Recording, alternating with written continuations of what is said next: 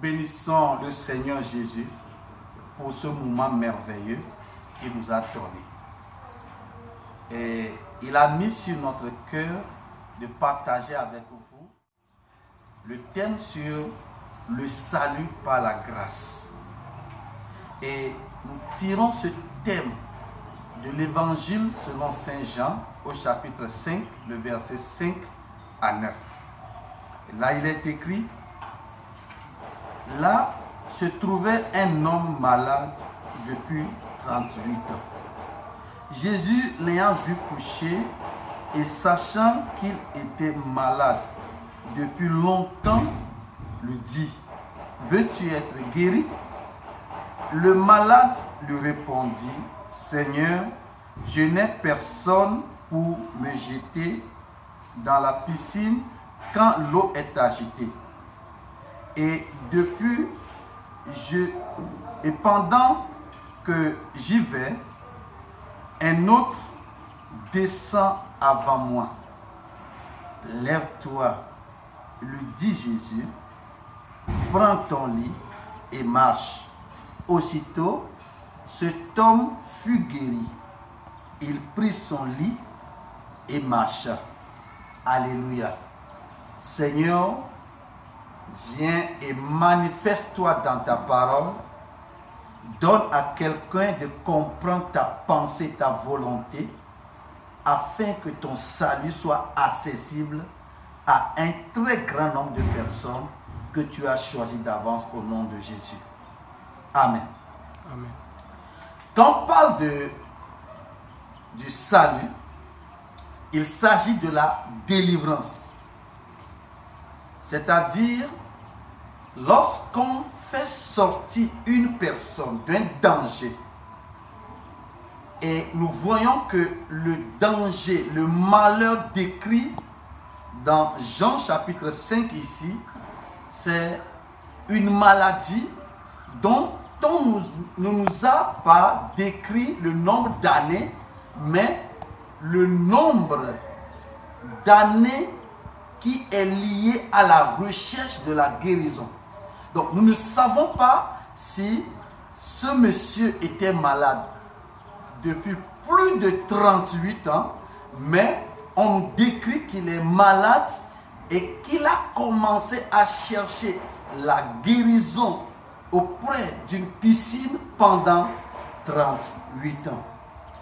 Et nous devons comprendre que lorsque la Bible parle de la maladie, il s'agit d'un système proverbial qui permettra à tous ceux qui ont la grâce de Dieu de comprendre et de faire sortir ce qui est caché dans ce mystère.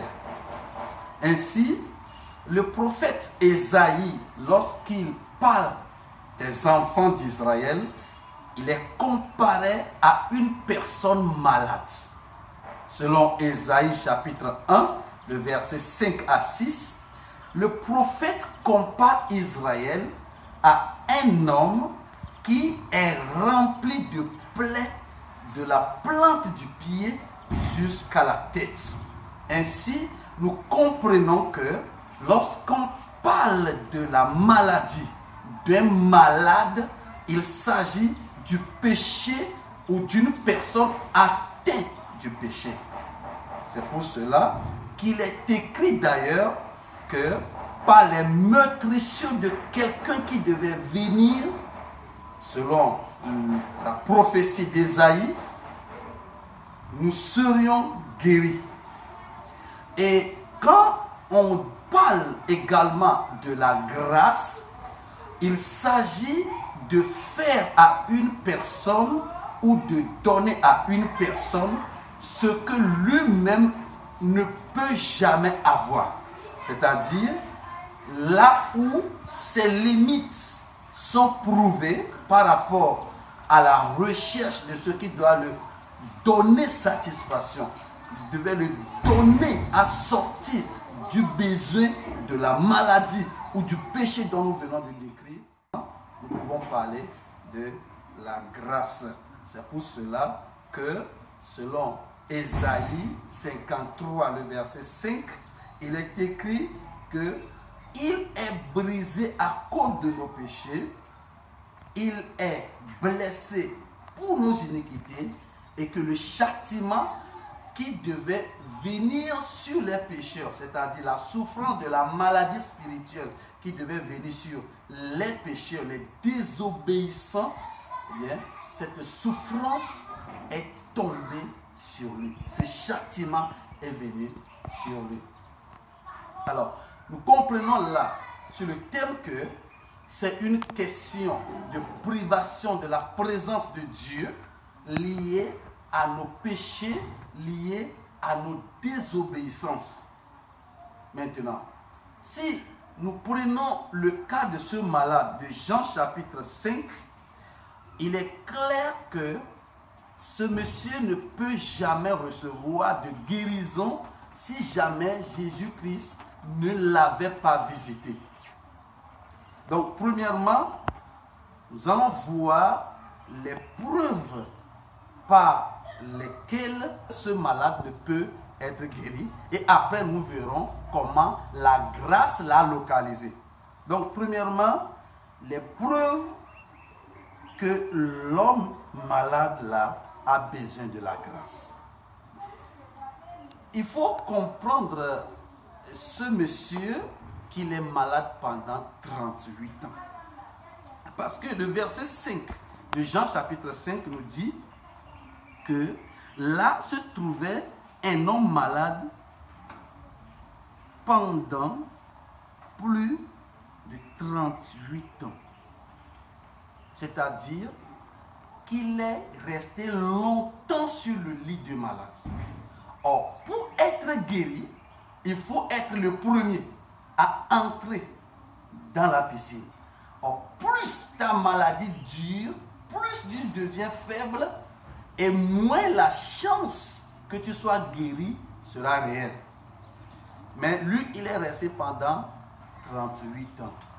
Et il faut comprendre que pour ce qui concerne le péché, David, le roi d'Israël, l'a exprimé selon Psaume chapitre 51, le verset 7, dit « C'est dans le péché que ma mère m'a conçu, c'est dans l'iniquité que je suis né. » Ce qui veut dire que l'âge que David avait quand il parlait prouvait d'une façon la manière dont il est enraciné dans le péché, la manière dont sa maladie du péché a pris de l'âge sur lui. Donc, nous comprenons que, à moins que quelqu'un d'autre vienne intervenir dans la vie de David, il peut abandonner, laisser cette vie de péché et vivre pour Dieu. C'est pourquoi lui-même va dire plus tard que Dieu lui donne un cœur disponible. C'est-à-dire que Dieu intervient pour lui offrir une autre nature de vivre. Deuxièmement, il y a impossibilité de ce malade d'être guéri.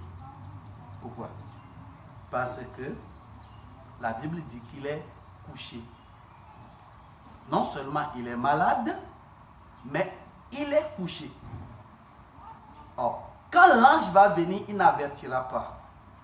Lui qui n'a pas de force, lui dont le temps a été remarquable dans sa maladie, reste encore couché.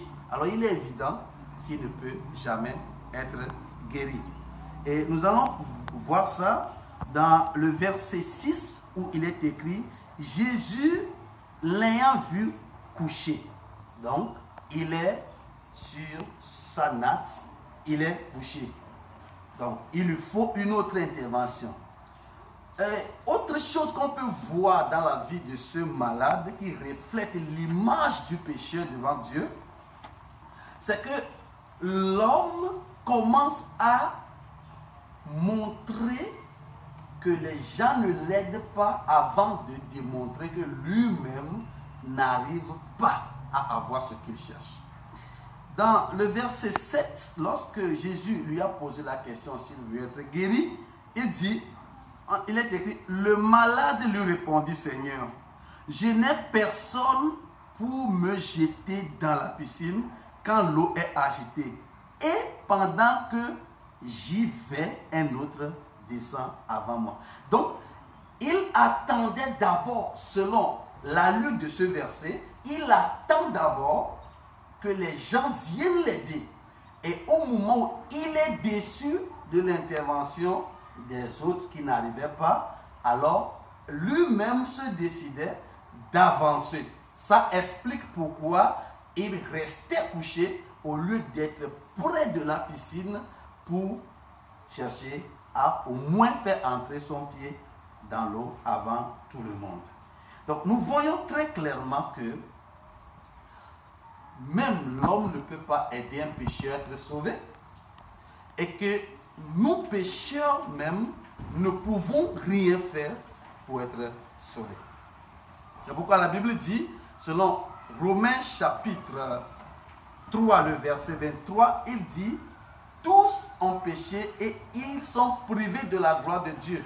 Et le grec qui est utilisé là-bas, c'est « Tous ont péché et ils n'atteignent pas la gloire de Dieu ». Alors, nous voyons que pour le pécheur, lui-même ne peut pas être sauvé, personne ne peut le sauver. Alors, d'où lui viendra le secours? David l'a dit, le secours doit venir de l'Éternel.